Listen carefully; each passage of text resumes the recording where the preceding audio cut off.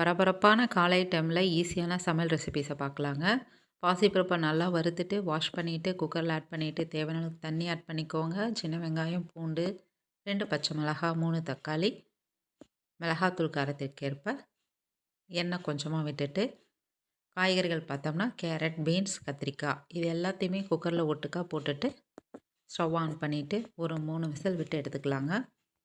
இன்னொரு ஸ்டவ்வில் குட்டீஸ் லஞ்சுக்காக குக்கரில் கொஞ்சமாக சாதம் வச்சுக்கலாம். அது ஒரு 3 விசில் வரட்டும். இப்போ 2மே விசில் வரட்டுங்க. இப்போ சாதம் நமக்கு ரெடி ஆயிடுச்சு.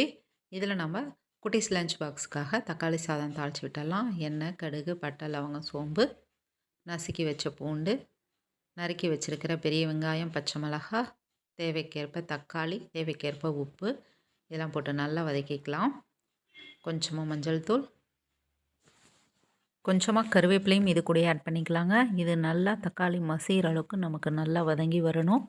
இது வதங்கிட்டு வரக்கூடிய கேப்லேயே நம்ம இட்லியும் ஊற்றி வச்சிடலாம்.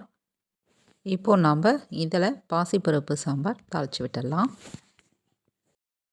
சாம்பார் தாளித்து விட்டுடலாம். எண்ணெய், கடுகு, சீரகம், வெந்தயம் போட்டு தாளிச்சுக்கோங்க. வரமிளகாய், சின்ன வெங்காயம், பெருங்காயத்தூள், கருவேப்பிலை இதெல்லாம் போட்டு நல்லா வதக்கிட்டு நாம் வேக வச்சு எடுத்து வச்சுருக்கக்கூடிய பாசிப்பருப்பு, காய்கறிகள் எல்லாத்தையும் இது கூட ஆட் பண்ணிடலாம்.